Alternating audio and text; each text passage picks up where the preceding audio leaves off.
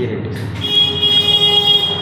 नमस्कार दोस्तों, मैं प्रवीण अग्रवाल और आज नवरात्र के समय हम कुछ नया शुरू कर रहे हैं और इसमें अभी छत्तीसगढ़ का सामान्य परिचय मैं आज लूँगा।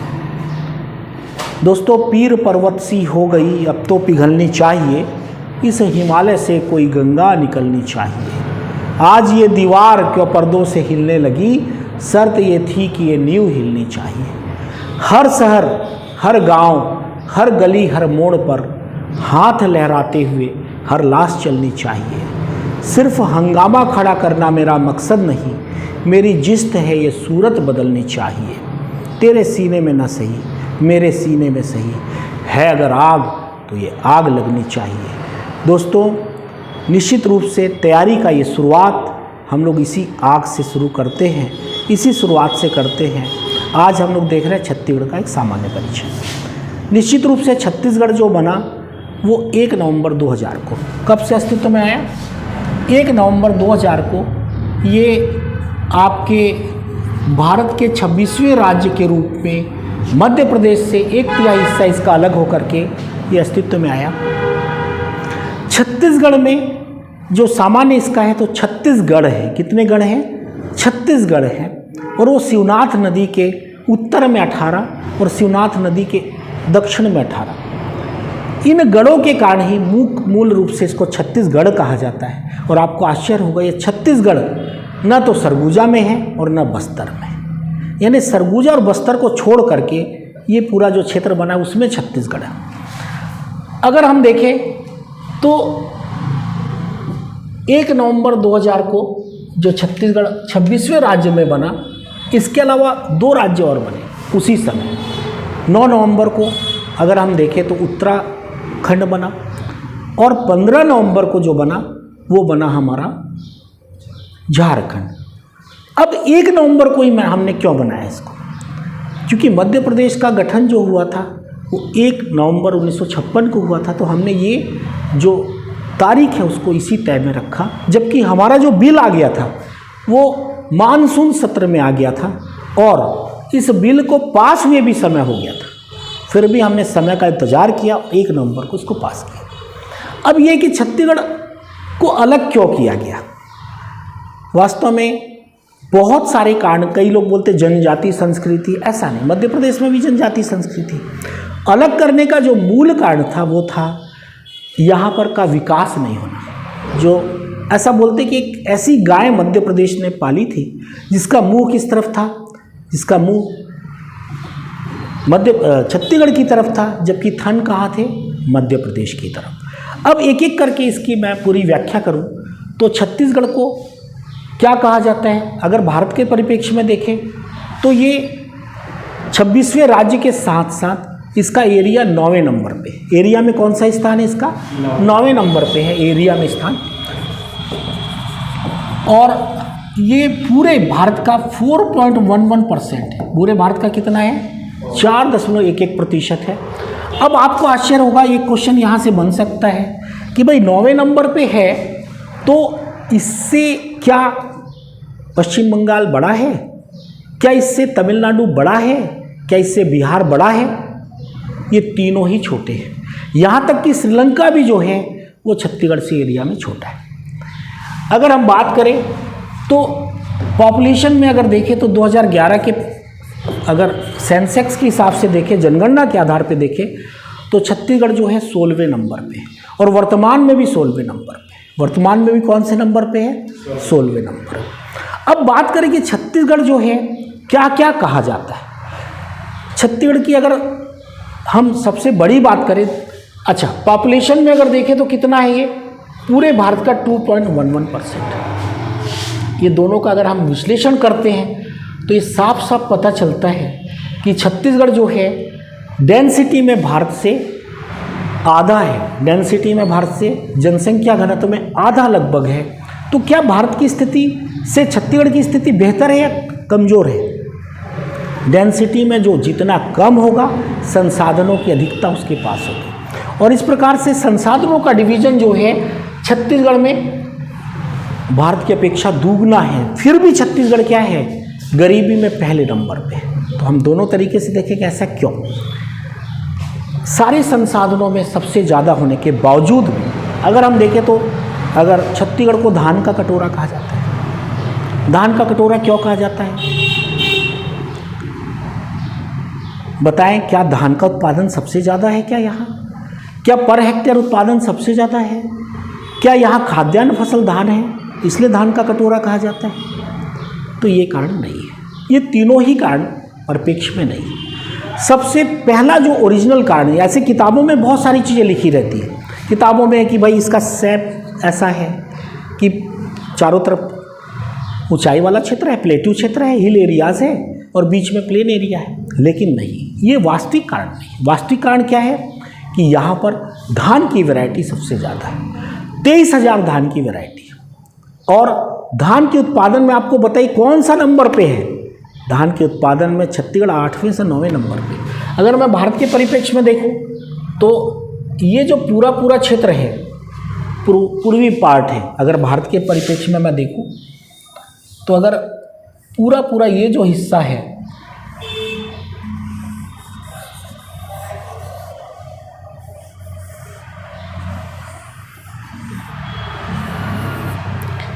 ये जो भाग है ये पूरा धान का उत्पादन के लिए। और सबसे आगे पश्चिम बंगाल है। छत्तीसगढ़ का स्थान 8वां स्थान धान के उत्पादन। अगर हम इंडिया के रिस्पेक्ट में देखें तो भारत की इसको क्या कहा जाता है? इंडिया के रिस्पेक्ट में अगर बात करें तो छत्तीसगढ़ को जीरो पावर कट कहा जाता है और साथ ही साथ इलेक्ट्रिसिटी सरप्लस भी कहा जाता है। अब इलेक्ट्रिसिटी सरप्लस क्यों कहा जाता है? मेरे से इंटरव्यू में क्वेश्चन पूछा गया था कि ये बताओ सबसे ज़्यादा इलेक्ट्रिसिटी कौन जनरेट करता है? तो मैंने कहा सर उत्तर प्रदेश है, महाराष्ट्र है। तो फिर बोले कि इलेक्ट्रिक सरप्लस का मतलब क्या है, कि आपके यहाँ सबसे ज़्यादा विद्युत उत्पादन होता है? तो मैंने कहा नहीं, सबसे ज़्यादा यहाँ होता है। ये सरप्लस का मतलब ये है कि हमारे यहाँ जितना कंजप्शन हो रहा है उससे ज़्यादा प्रोडक्शन हो रहा है, उससे ज़्यादा प्रोडक्शन हो रहा है। तो फिर क्या है, इसको स्टोर करते हैं? नहीं, बिजली का स्टोर नहीं होता। बिजली को क्या होता है, हमारे यहाँ तत्काल देना होता है, तो हम वेस्टर्न ग्रिड से बिजली को देते हैं, पश्चिम ग्रिड से बिजली जाती है। और ऐसा नहीं कि जिग जैग कहाँ, तो पश्चिम ग्रिड में कौन सा आ गया, MP आ गया, इस तरफ कौन सा हो गया, गुजरात हो गया, इस तरफ कौन सा हो गया, महाराष्ट्र, गोवा हो गया। ये 3-4 राज्यों में हम वेस्टर्न ग्रिड से देते हैं। इसके अलावा तेलंगाना भी हमारा शामिल हुआ है। कौन सा शामिल हुआ है? तेलंगाना। यानी 5 राज्यों को हम बिजली को और राज्यों के लिए देते हैं। सरप्लस है हमारा छत्तीसगढ़। तो दूसरा हम लोग बोलते हैं छत्तीसगढ़ को क्या कहते हैं? छत्तीसगढ़ को हम जीरो पावर कट भी कहते हैं। क्या कहते हैं? Zero power cut. कैसे जीरो पावर कट? क्या यहाँ बिजली नहीं जाती? क्या जाती है, लेकिन वो किस नाम से जाती है कि मेंटेनेंस कर रहे हैं हम बिजली का। क्या कर रहे हैं? मेंटेनेंस। अगर मैं और राज्यों की बात करूँ, मैं उत्तर प्रदेश में पढ़ रहा था जब उस समय, तो मैंने देखा कि घोषित कटौती होती है वहाँ।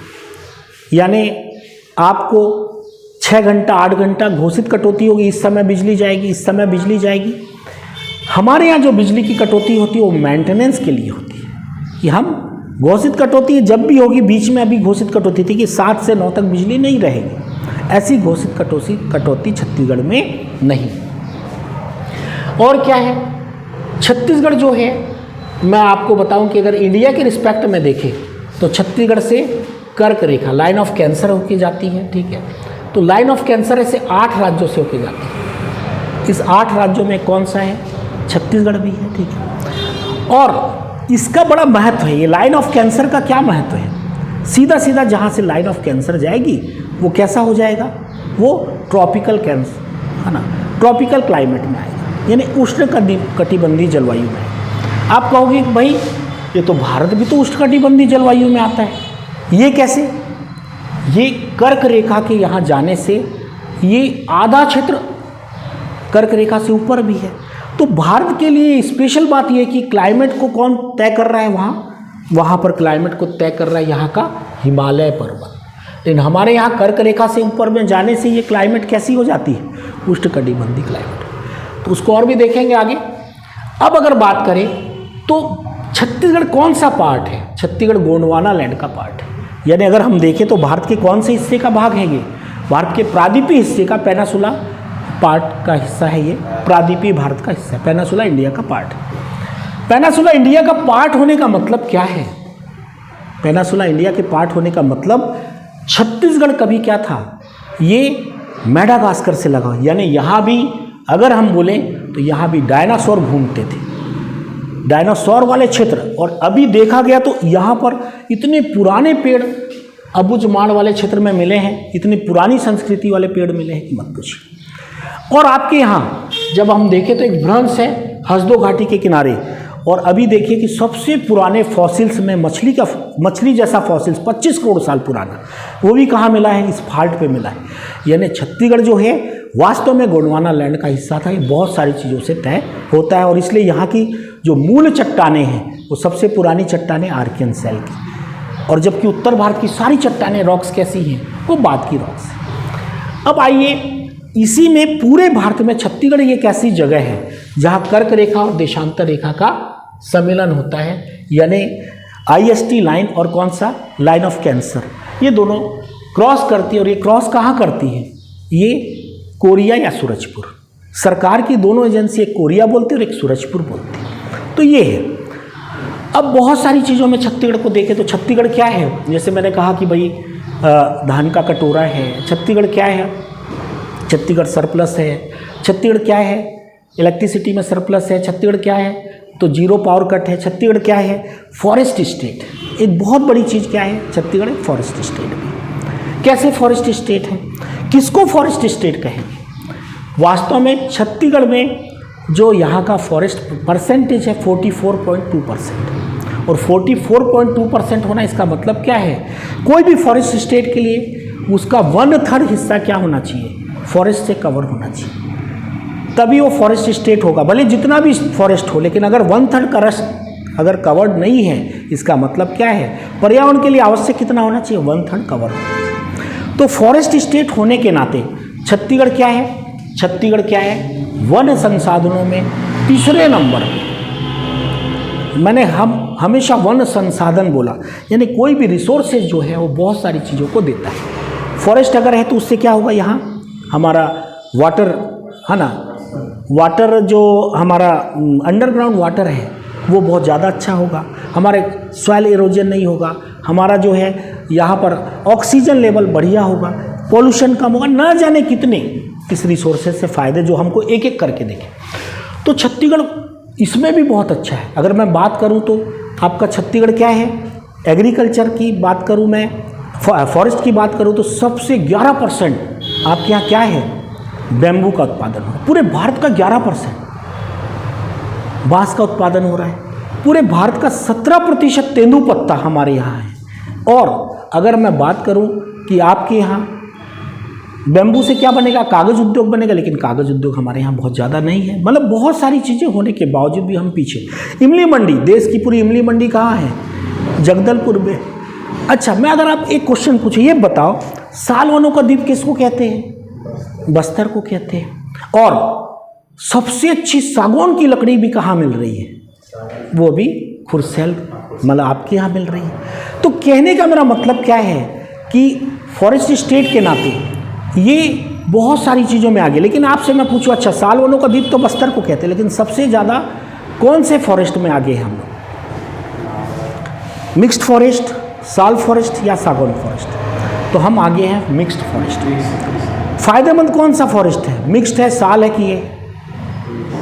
तो सबसे ज़्यादा अगर फॉरेस्ट प्रोडक्ट की बात करें तो किससे फ़ायदा हमको? प्रत्यक्ष फ़ायदा किससे होता है? तो मिक्स्ड फॉरेस्ट से होता है। लेकिन अप्रत्यक्ष फ़ायदे बहुत सारी चीज़ें हैं, जिसमें साल वन ज़्यादा है।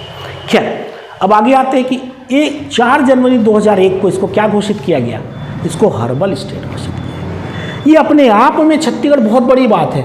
हर्बल स्टेट का दर्जा दूसरे नंबर का छत्तीसगढ़ को मिला हुआ है। पहले नंबर पे उत्तराखंड को है और दूसरे नंबर पे किसको है?